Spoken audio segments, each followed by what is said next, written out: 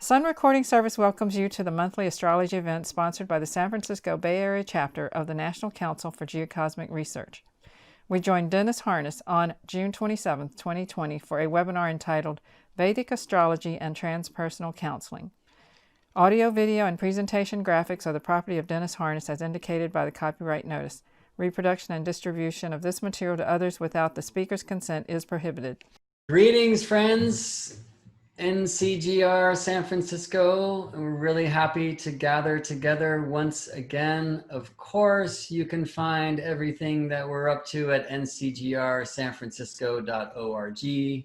I'm Gemini Brett. I'm the vice president of the board, and thanks to those who keep this ship afloat, who are Karen LaPuma and Michelle Dench and Mary Gao and Steve Pincus, and I will introduce to you Kathy Coleman, our president, in just a bit. I just want to tell you first what's ahead, and that, of course, is Mr. Dennis Harness's talk here on Vedic Astrology and Transpersonal Counseling. That's why we are all gathered.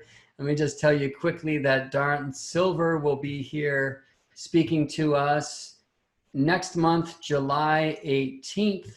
Just remembering I have an image to show you for that. So Dawn's talk will be midpoints in healing, shining the light on hidden planetary physiology, right? So as it has been during this time of lockdown with these forced remote transmissions rather than connecting together in person in the Bay Area, NCGR San Francisco is offering these talks for free. So just make sure you sign up for the talk. And the way to do that is to go to ncgrsanfrancisco.org and click on this Midpoints and Healing Dawn Silver's talk and register.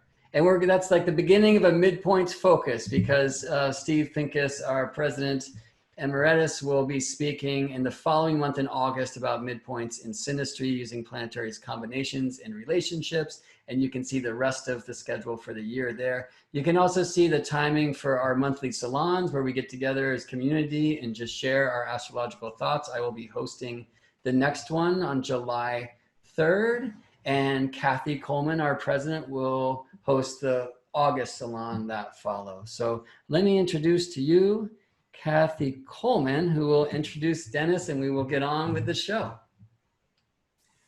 Hi, everybody. I'm really happy to introduce Dennis Harness, who's been a longtime friend. Dennis and I met in the mid-'80s at the California Institute of Integral Studies, where he got his doctorate in transpersonal counseling.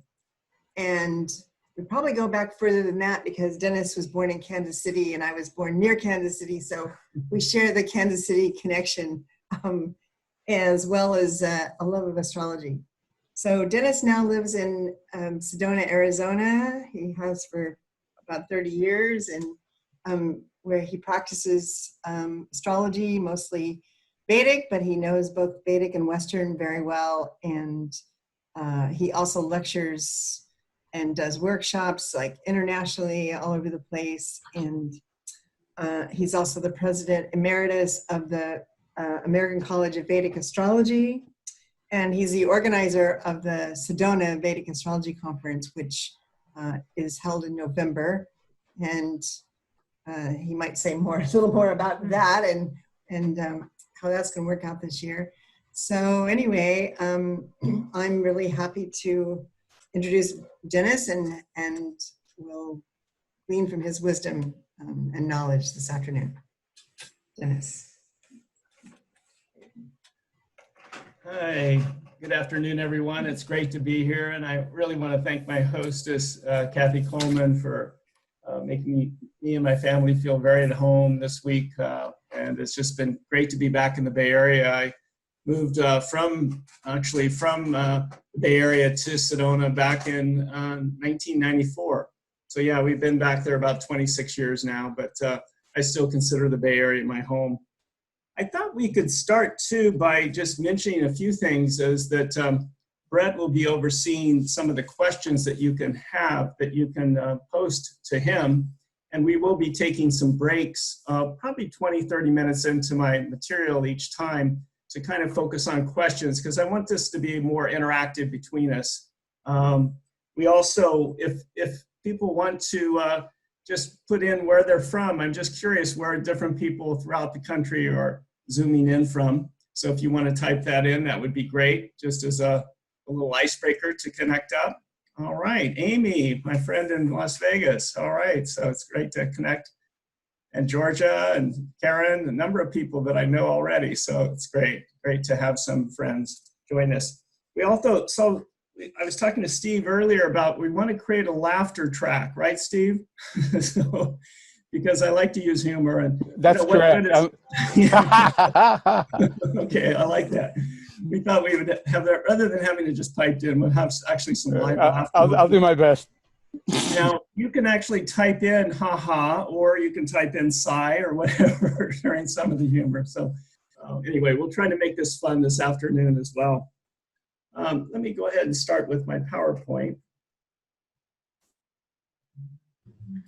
Hey, Dennis, I'm just going to chime in real quick to invite people, please, to post your questions in the question and answer box.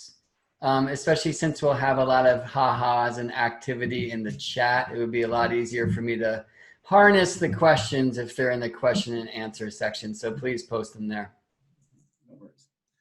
All right, so I can start off by just talking a little bit about my background. As Kathy was mentioning, I have a PhD in counseling psychology from the California Institute of Integral Studies, although don't hold that against me. And we also wanted to really talk about today, besides the transpersonal counseling, I'm going to go into some of the challenges that we have in terms of counseling practice, particularly in the Vedic system, although I think a lot of these things will apply to whether you're a tropical or sidereal astrologer. One of the goals to me in doing astrology, really comes from Carl Jung, which was the famous psychiatrist that actually coined the term transpersonal psychology. And he often said that, or his quote is that until we make the unconscious conscious, we will direct your life. It will direct your life and you will call it fate. And I feel like the goal of good astrological counseling is to, as is in psychotherapy, is to make the unconscious conscious. I always say that the difference between a psychotherapists and astrologers, psychotherapists are paid to listen, where astrologers are paid to talk. And we find that too, that I think that the really keynote of good astrology is to help the client to take discriminative action in their life. Now, one of the things that we need to kind of grapple with as astrologers, or even clients, or for that matter, just being a human being on this planet, is the whole question of fate, destiny, and free will. And I'm reminded about some stories from Paramhansa Yogananda, who is my guru, or in that lineage of teachers from India. And Yogananda, he was very interesting in that in his book, The Autobiography of a Yogi, he has a whole chapter, chapter 16 in Autobiography of a Yogi, called Outwitting the Stars. And I would highly recommend it, particularly for anyone, but particularly for Vedic astrologers or people that are wanting to study Vedic astrology, to take a look at that chapter, even though I think it'd be great for anyone to read. But in there, he makes the point that he actually didn't care for astrology that much because he thought it short-circuited the will. But his guru, Sri Yukteswar, who was a great Vedic astrologer, said, the planets will have their say, of course, whether you believe in them or not. And he tells the story, Yogananda tells the story, how he was told when he was very young by an astrologer in his village that he would be married 3 times and twice a widower. And he took his chart and he wadded it up and he threw it into a fire. And he said, the seeds of my past karma cannot grow in the fires of divine wisdom. But on 3 different occasions, his family tried to get him married to 3 different women. And he actually, said no to 3 different cases. So the karma came, but he was, as the chapter says, was able to outwit the stars. Here's actually a picture of Yogananda's chart of the South Indian style of Vedic astrology. And he has the Saturn ruling his 7th house of marriage, which quite often for those of us that have Leo rising, or for that matter, Cancer rising. In Vedic astrology, we have Excuse me, Dennis. The you're not sharing your screen, so they don't not seeing the slide presentation. You know what? Oh, Okay, we have to do, oh. Okay. the world is in retrograde. Let's see. Oops. There we go. Now you can see it, right? Yeah, right. Right. Okay, sorry about that. But as I noted that Virgo was rising when I started the talk with Mercury retrograde in the 10th house, combust the sun. So we'll do the best we can. I mean, here's the quote by Carl Jung that I mentioned earlier about making the unconscious conscious. And this whole question of fate, destiny, free will. Here's my beloved guru Paramhansa Yogananda that we mentioned, the autobiography of a yogi, and the chapter 16, Outwitting the Stars. Now this is his chart. And in his chart, this is the South Indian style of the Vedic system. And in his chart, he has Aquarius as his 7th house.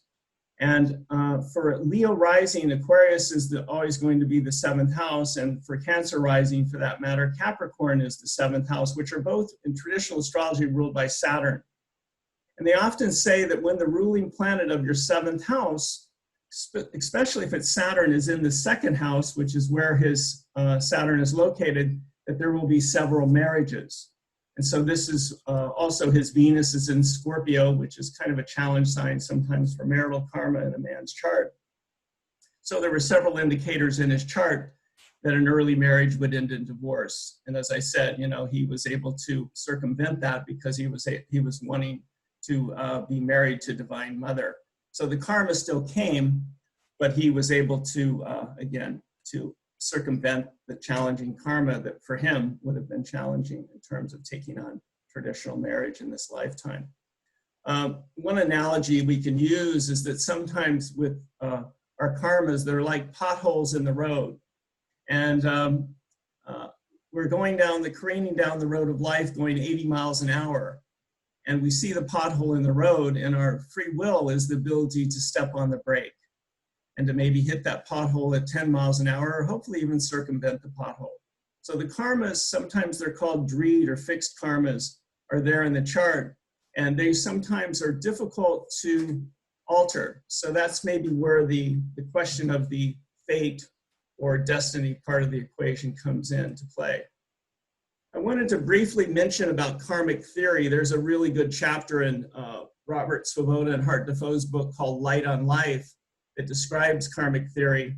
But just to go through it briefly, there are 4 main parts of karmic theory. One is sanchita karma, which is your accumulated karma from all your past lives. If you believe in reincarnation, and of course, Vedic astrology is based on reincarnational theory. And most astrology, for that matter, is based on some form of reincarnation, of course. But the second type of karma is called prabdha karma. And this is the karma that we are focusing on in this lifetime. So if you can imagine a big silo of rice, and that of all our past life, or our sanchita karma of all our past lives, and that the prabdha karma is we come with a wheelbarrow and we scoop up a big scoop of the rice to cook this lifetime. And that's really what the chart is revealing is our prabdha karma. So this is kind of more the fate or destiny side of the equation. And there's actually a really good book written by Michael Meade called, I think it's called Fate and Destiny, The Two Agreements of the Soul, which I'd highly recommend as far as a good psychological, mythological book on this whole issue of fate and destiny. But on the free will side of the equation is Kriyamana karma, which is the third karma listed here. And Kriyamana is our action that we take in this lifetime. You know, it's just our ability in terms of what we create in this lifetime, in terms of taking action and activity in this life.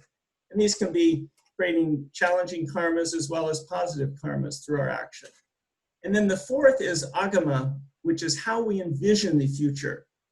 As Buddha said, you know, as we think, we create our world to a great extent. So agama is our ability to, again, to envision a positive future for ourselves.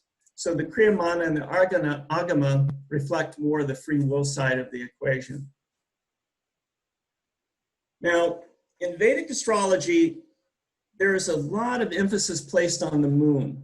The moon is the most important of the planets in Vedic astrology. It's a very lunar-based system. We'll talk about later about what are called the dashas, or planetary periods of one's life, that are based on the position of the moon at birth in order to calculate the dashas. And so the name for the moon in Vedic astrology is called Chandra, which means to delight or rhythm. It's sometimes pictured as a deity riding on a deer. One of the names for the moon is also Shashi, which means rabbit, because it's hopping around the chart, changing signs every couple of days. And then another name for the moon is Soma, which is the divine nectar. So wherever the moon is placed in your chart, that will give a strong emphasis on that area of your life. Will give a strong direction towards that. And the moon is probably the most important also of the planets in terms of psychological issues and emotional issues, of course, as we know in Western astrology as well.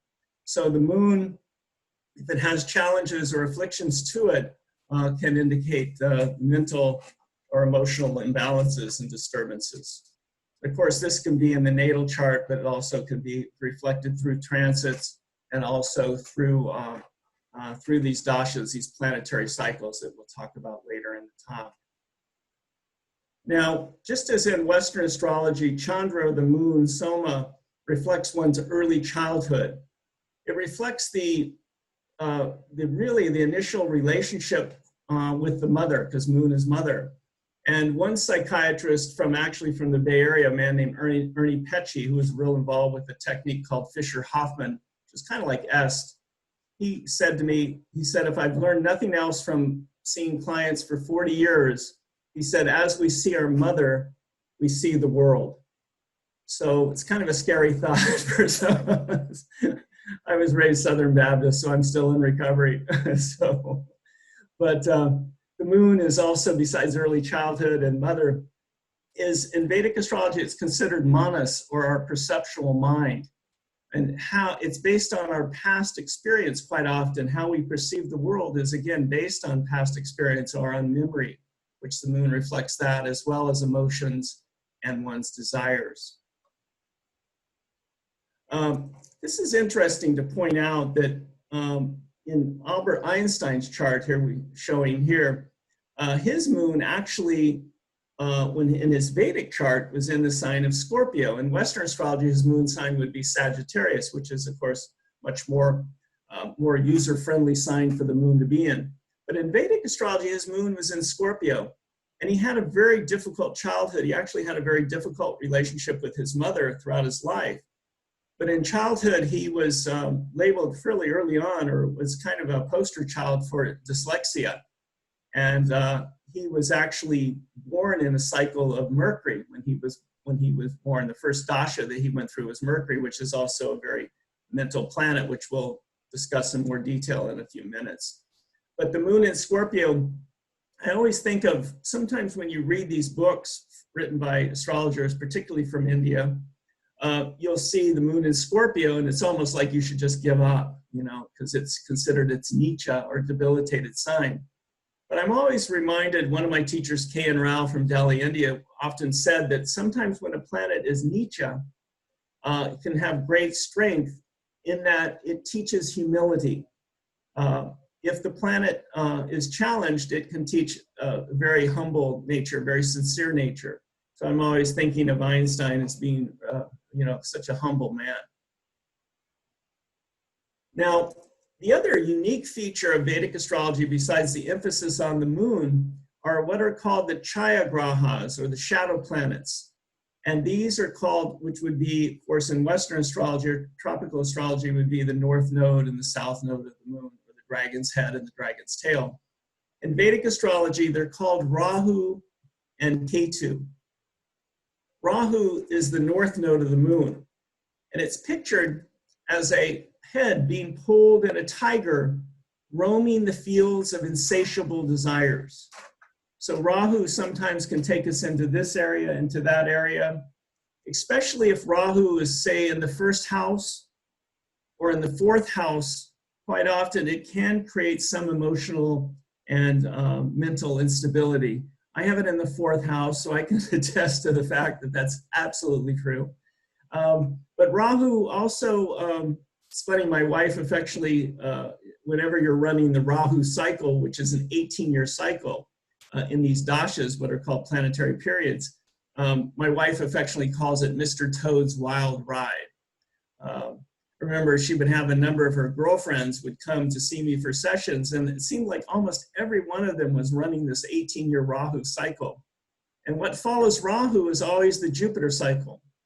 So I would often tell her girlfriends, maybe just wait a few years until you get into Jupiter in terms of marriage and children. And I remember one of her friends, I looked at it, it was just like Jupiter was coming in 2 years or something like that. And this friend was just totally, at wit's end, thinking that she was going to have to wait 2 years until Jupiter in terms of marriage. And sure enough, she met her husband shortly there into Jupiter, and they've been married ever since. Of course, they fight like cats and dogs, but hey, there's always some issue. Actually, they get along pretty well.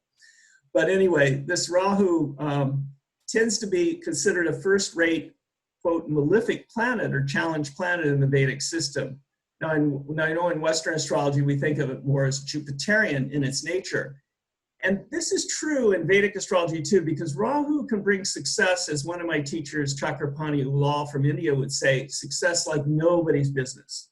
Rahu can bring great success, but sometimes the person can win the kingdom and lose their soul, because sometimes Rahu is connected with issues such as addiction and different aspects, as we mentioned, mental, emotional instability. According to Parashara, who is the father of Vedic astrology, he says Rahu creates smoke, has a dark body, resides in forest, and endangers fear. He is Ari or Vata in constitution. So Rahu is considered kind of a Vata planet, like Mercury is considered a Vata planet. And actually, even in Vedic astrology, Saturn is considered a Vata planet. And they say sometimes Rahu acts like Saturn, which is almost the opposite, as it would be in tropical astrology, being more indicative of Jupiter. But again, I find Rahu can be great for career success if it's placed. It generally likes to be placed in the 3rd house, the 6th house, or the 11th houses. Those are called Upachaya houses, or growing houses. So planets like Rahu or Mars or Saturn or the Sun do well in the Upachaya houses, just as a general rule. Some people say Rahu is exalted in the sign of Taurus and debilitated in the sign of Scorpio. Some of the significations of Rahu are worldly desires, as I mentioned. It can pull us into this thing, into that thing, as far as desires. Foreign countries, foreign lands, holy pilgrimages can be associated with Rahu. I remember once even seeing in a book, they had a list of all these different significations of Rahu. This is a Hindu astrology book. And it had, drugs, alcohol, prostitution, fear, paranoia, and then Buddhist was listed last. So I guess they considered Buddhists to be foreign from the traditional Hindu religion. But drugs, alcohol, poisons are often connected with Rahu. So again, addiction issues can be strongly reflected with Rahu. And, in Sedona, we have addiction issues for every kind of addiction that you can imagine. We have actually groups that meet for sex addiction there, romance addiction, relationship addiction.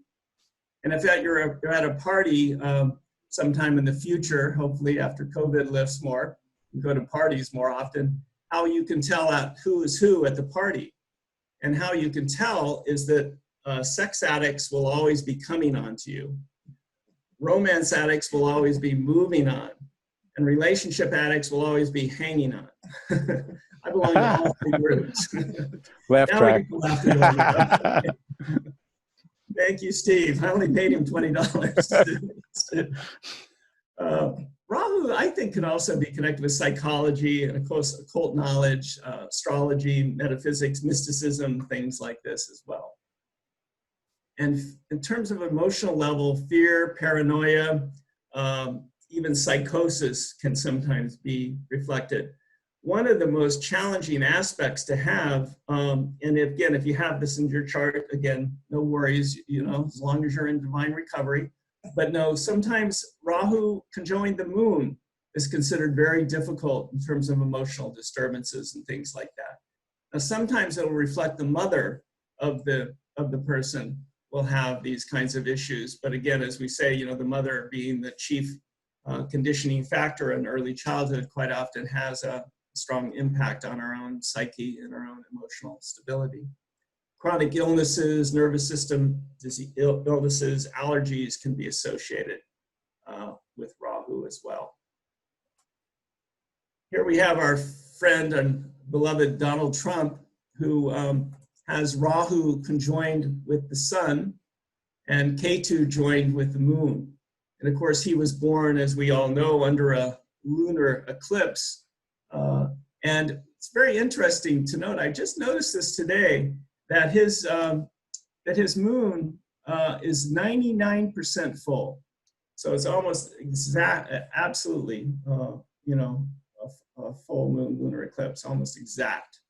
And this is considered to give the moon a lot of power to be born under a full moon. It gives the moon a lot more energy, more energetics. But again, with his moon being in Scorpio, it can bring the challenges. And I think, I haven't read his history much, but my understanding was he had a very difficult relationship with his mother, as did Einstein. But getting back to Rahu, you can see how close, of course, Rahu is to the sun in his chart. And in Vedic astrology, his sun dips barely back into the sign of Taurus. It's right on the cusp of at 29 degrees, 49 minutes of Taurus. So his sun is what we call Sandhi. In Vedic astrology, it indicates kind of in the world, but not of it. And so sometimes that can indicate instability with the sun to be Sandhi, to be right on the cusp between two signs. So this would be with people that have like planets that are 23 degrees, particularly the sun, say 23, 24 degrees of a sign tropically, would put the sun Sandhi, which all things being equal tends to be more of a challenge aspect in the chart.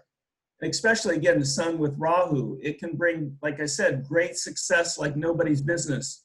I mean, he's got one of the more powerful charts I've ever seen, but powerfully good is another question. And we'll talk more about his chart as we move through, but just wanted to mention that he's got that strong sun, Rahu, or North Node conjunction in his chart.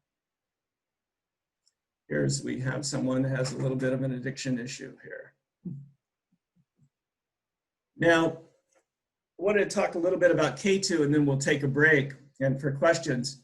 Ketu is called the south node of the moon, or in Western astrology, we call the south node of the moon or the dragon's tail. And Ketu is a little different in Vedic astrology, as Ketu is considered more positive as a general rule than Rahu, because Ketu is connected with moksha, or spiritual liberation. It's what we call the moksha karaka planet, the planet of spiritual liberation. And it's connected with mystical, divine knowledge, divine wisdom. Sometimes I associate Rahu a little bit more with Uranus, and Ketu I connect up with Neptune. So also Ketu can be connected with astrology and metaphysical subjects, intrigues, confusion, doubt, fear. Again, in Donald Trump's chart, he's got the moon with Ketu. So that can create the confusion, the intrigue that he's involved in, and even his fear of being toppled at some point. Sleeps, dreams, psychic ability can be connected with Ketu, as well as mental confusion, lack of grounding are connected with Ketu. The image of Ketu is a fish with no head, or the dragon's tail, fish with no head.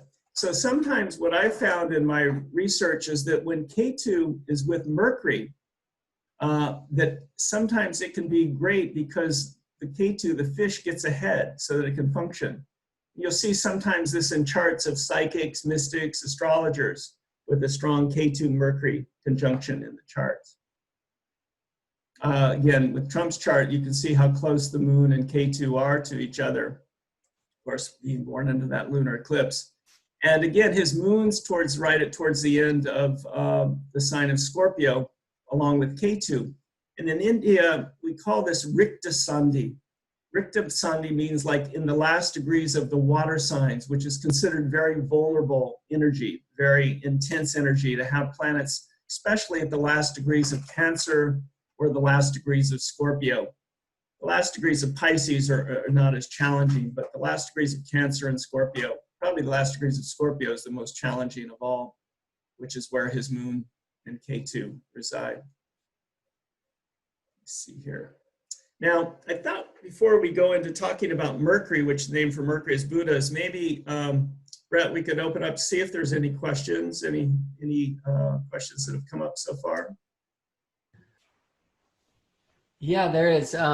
So Holly asks, do you have anything to say about Rahu Ketu on angles? I'm not sure if this translates, but in Western astrology, her north node is on the descendant, so the south node at the ascendant.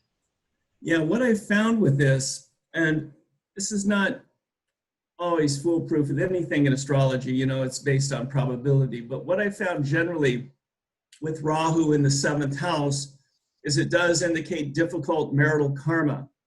Rahu can give desire for marriage, but what I have found in my research, to be honest, is about 95% of the time, an early marriage can end in divorce.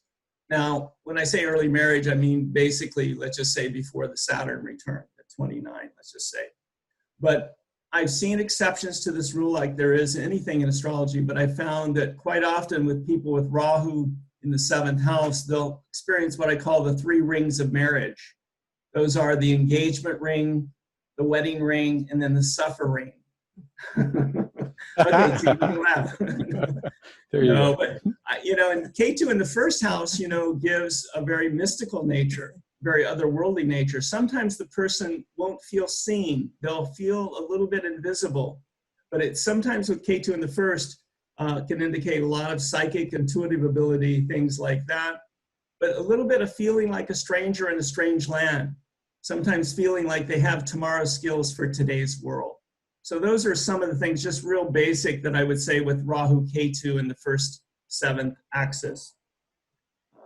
So I don't know if that answers Holly's question, but that's what I would say with that.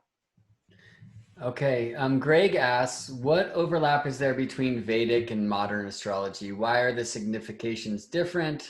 How does one reconcile between the two? When Ketu and Moon are in the later stages of Scorpio, say it's difficult. Is that true if the South Node and the Moon are in the lesser stages of Scorpio in modern astrology as well? Yeah, that would. It sounds like maybe that conversion's going to both the opposite way, Yeah. possibly. So do you use both, and what's the advantage, strength of one system over the other? That's a great question. That's something, again, that we've all had to grapple with, particularly for those that started out as tropical astrologers. I believe strongly that both systems work. It's like looking at a mountain from different angles, different points of view.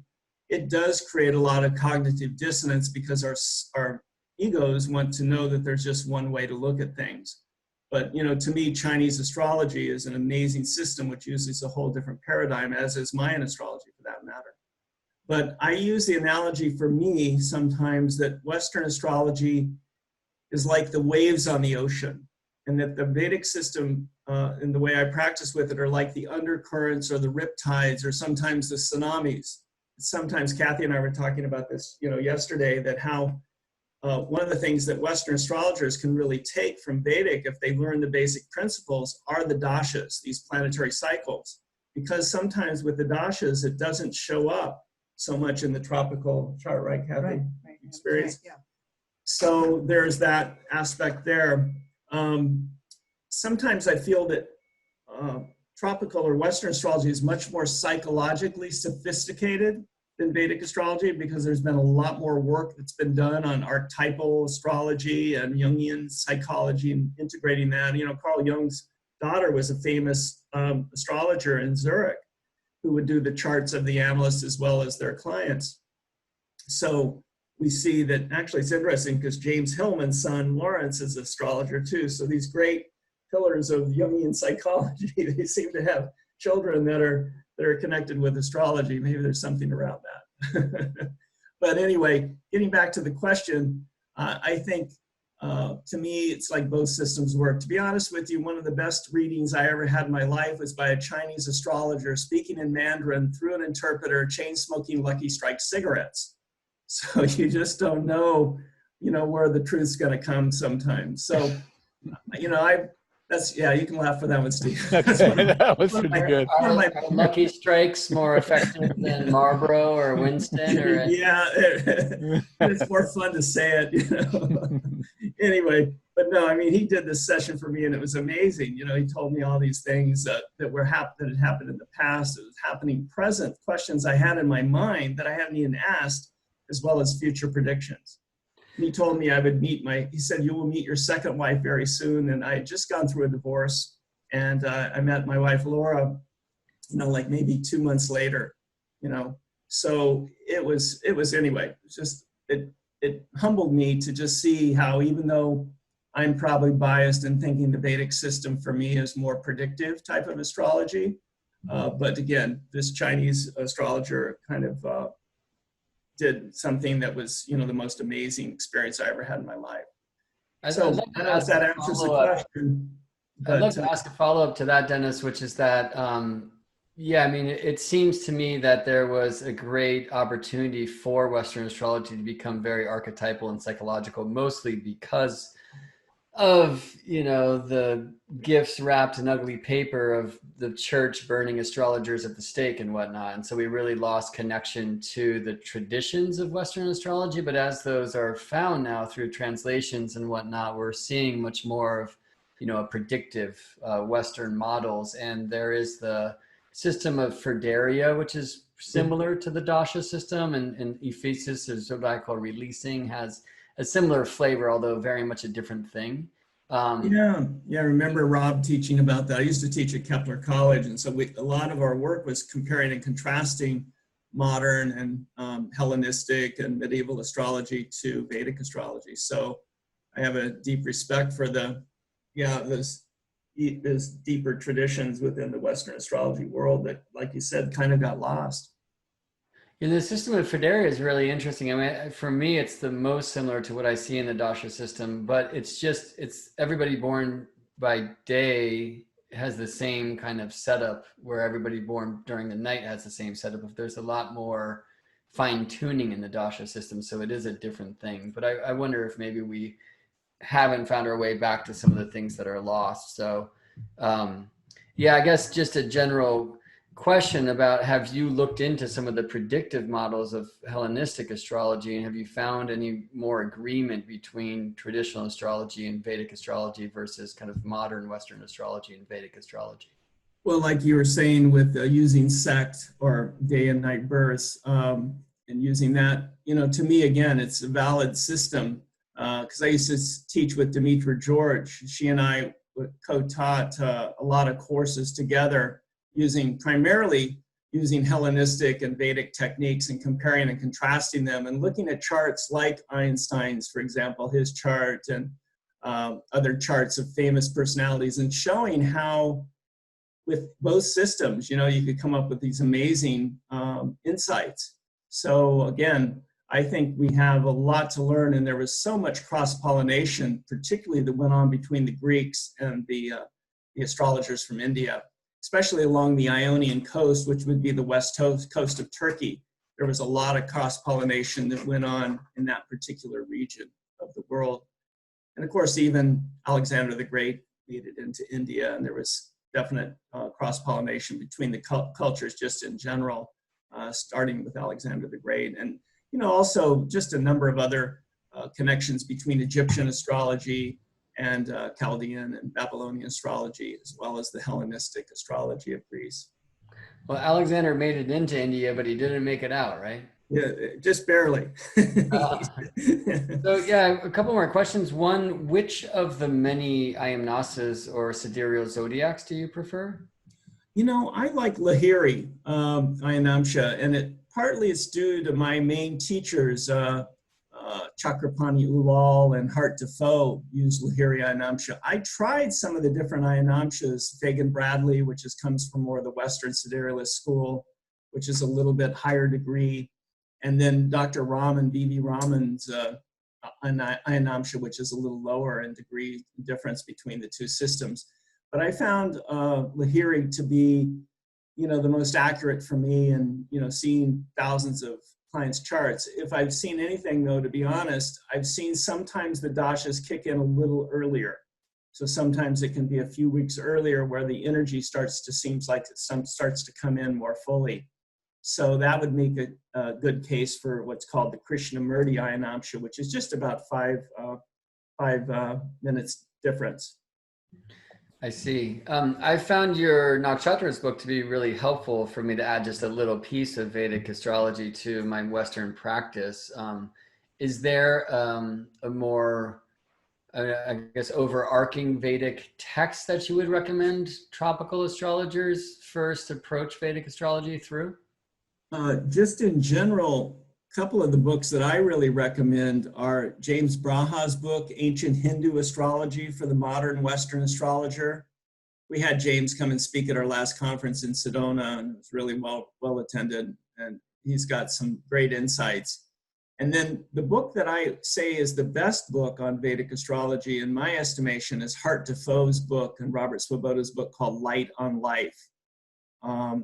And then I like Dr. David Frawley's work on his books called The Astrology of the Seers, as well as Camilla Sutton's book on the essentials of Vedic astrology, and Joni Petrie, a number of other people that I like their writings. But those books kind of jump out at me, as some of the strongest books. B.V. Raman, all of his books are really good too, but they're a little more terse, a little harder to follow. And of course, you've got Varahamira and Parashara and the writings of the great sages, which are the classic books of course, to delve into as well. Okay, so there's one comment in the chat and then one question in the chat will probably get us back into the slide, as I imagine. So the comment is just from Susan that she feels that psychic energy is very important while predicting. It's not only analyzing the patterns. And correct. Yeah, go ahead. Then, well, I don't know if you want to respond to that, please do. Just let me know.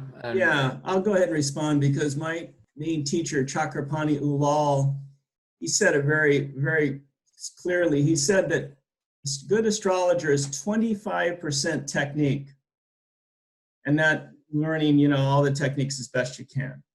Then he said 25% of the equation is intuition. And then he said 50% of the equation is the grace of God and goddess. So 75% of the equation, I call it Graceland, where we learn our techniques, we learn all these analytical, calculations. I call it digital astrology, where it's great stuff, but I think if we leave out intuition and we leave out the grace of the divine, we're really missing the boat to an extent. And also the mythology, the sacred stories. If we become separated from the sacred stories or the mythology, the sacred myths and archetypes, to me, again, we really miss the boat a lot on how astrology can really be utilized to help transform consciousness. That's beautifully said. And so the question is, what would you suggest to balance out Rahu, even if it's in a favorable house? Correct. One of the deities, according to Dr. David Frawley, associated with Rahu is Durga. And Durga is the one that rides the tiger or the lion. She is kind of a fierce goddess, kind of like Kali, but a little bit more user-friendly than Kali. And Durga is a protector of children and women, but she can also be a good deity to do mantra to or prayer to her, or have a picture of her on your altar, a statue or murti of her on your altar, just to connect with that energy. There is a gemstone associated with Rahu called Hessonite garnet or cinnamon stone or gomade, G-O-M-E-D, that can be used to help balance out the Rahu ups and downs. I think to have some kind of spiritual practice daily is really important during Rahu's cycle, and stay away from any kind of addictive kinds of aspects. I mean, to me, we're all kind of recovering addicts on this planet, whether it's clothes or whatever addiction we have, overspending or gambling or alcohol, drugs, whatever our addiction issues are, but just to move more towards divine recovery. So if addiction is an issue for you on whatever level, even codependency, it could be good to join a 12-step group or something like that to help in the recovery around Rahu. But the main thing is to keep oneself balanced, to not go into extremes. Sometimes we find with Rahu, difficultly placed, that it can create sometimes disturbances like bipolar disorder, for example. So finding that balance between the ecstatic states and the more melancholy, depressive states, finding the middle ground, so to speak, the middle path, as Buddha would teach. Great, thank you, Sydney, for that question, and thank you, Dennis. And we're scratch. Okay, great. So now we're moving on to Buddha, or Mercury, and let me see here. There we go. Mercury is a planet like the moon. Well, the moon is actually, I should say, is a kapha planet, a watery planet, because it rules Cancer, but it can also be a Vata planet as well, especially if it's in the signs of Libra or Aquarius or Gemini in the air signs. But Buddha, or Mercury, is definitely, generally speaking, is a Vata planet because of its rulership of Gemini. But it also can be what we call tridoshic, in that it's a blend of all three. So whatever aspects that are made to Mercury, it'll take on that energy. So for example, if someone's born with Mercury Saturn, there can be, not always, but there can be a little bit more of a melancholy nature to one's nature. Whereas, say, Mercury Mars, person may have more issues with anger or a very sensitive nervous system, things like that. So Mercury is probably, in my estimation, the most important planet for astrologers to have, because Mercury gives us the ability to calculate and as well as the ability to communicate and to really counsel people. So to me, a good, strong Mercury is really helpful in the chart for an astrologer. Some of the significations of Mercury are, as in Western astrology, rational, linear, analytical mind, speech, intellect, of course, communication, and also trade, commerce, mercantile. It's actually where we get the word mercantile from, is Mercury, and discrimination, logic, understanding. Mercury is also connected with the nervous system as well.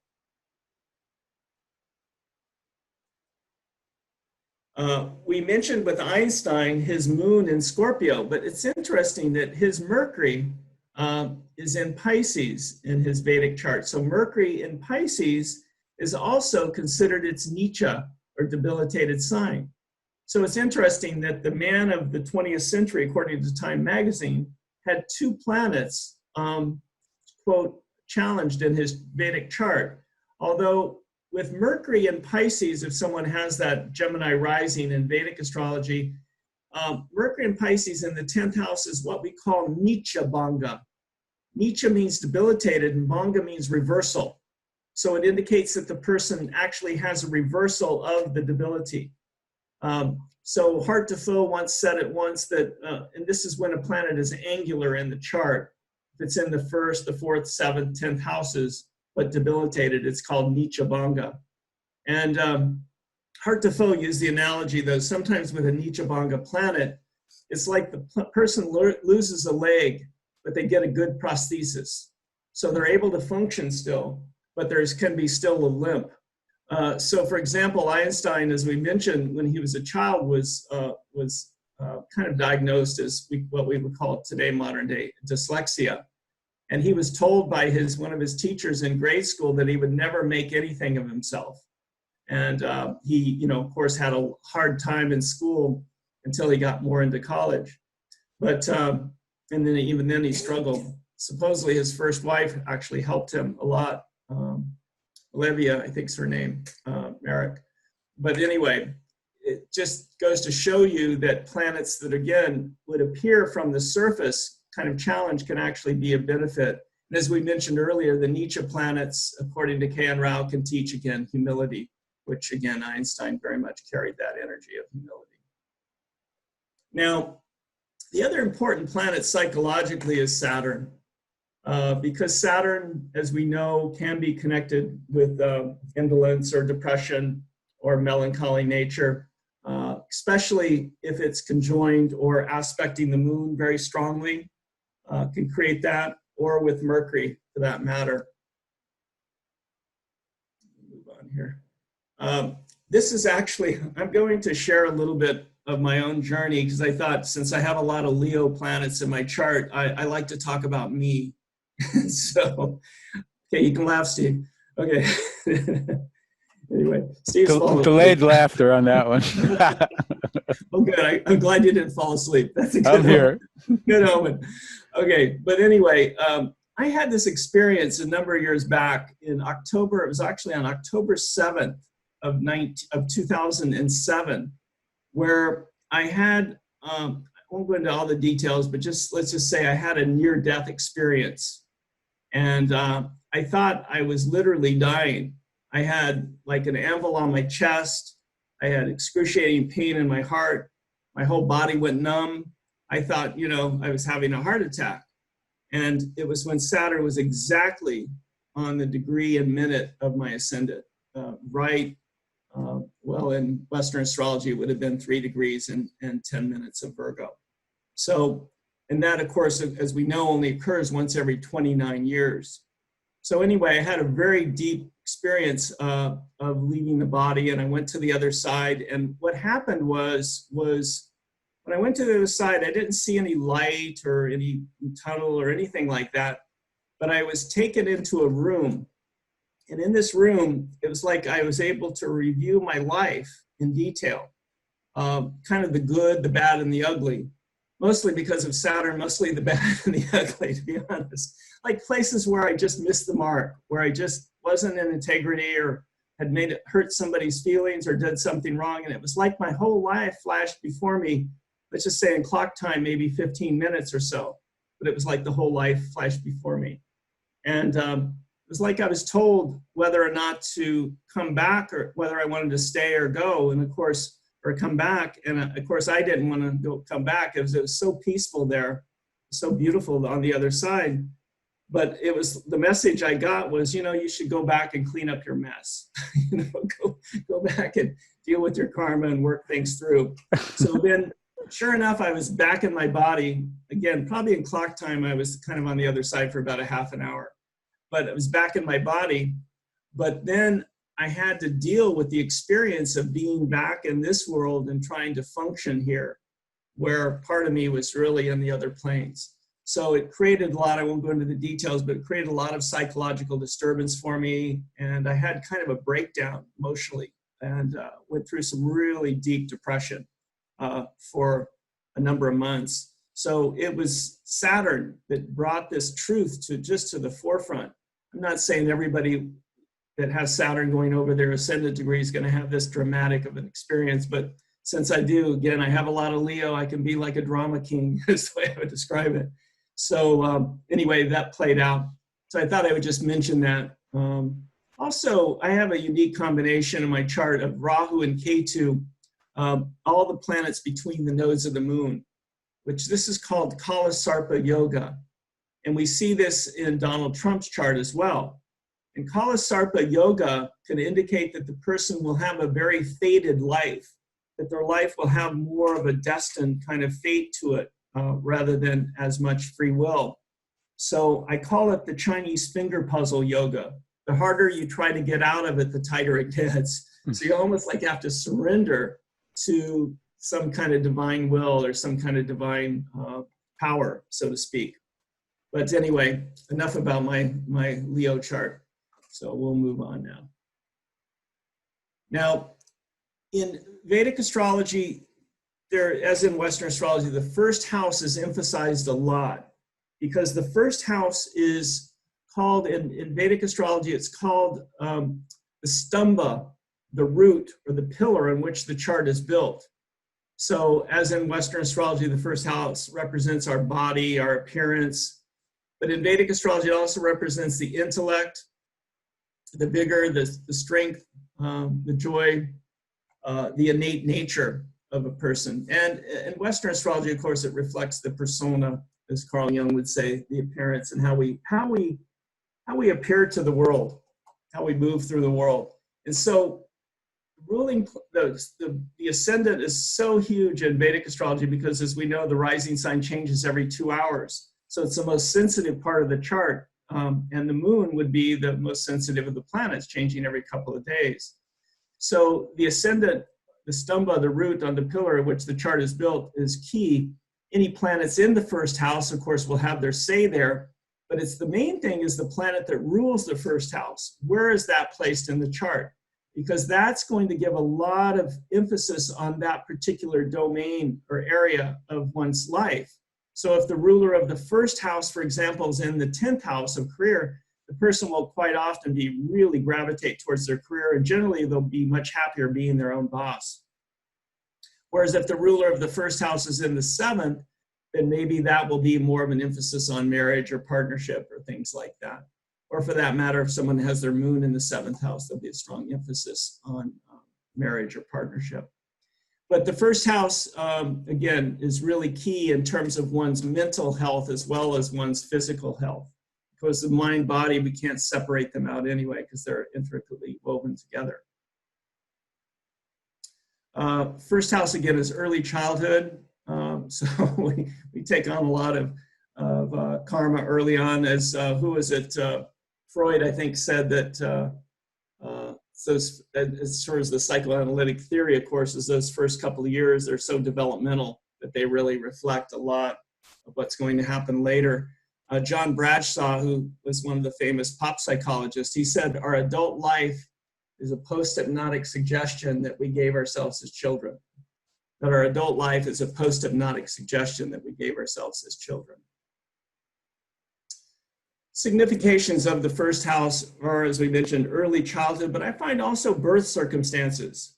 I find the 12th house is actually the womb, and then the first house, or the ascendant, of course, is actually the birth itself, and then, again, as planets are more in the later in the first house would be early childhood. So it's the health, the bodily appearance, one's vitality, strength, and again, it's connected with the head.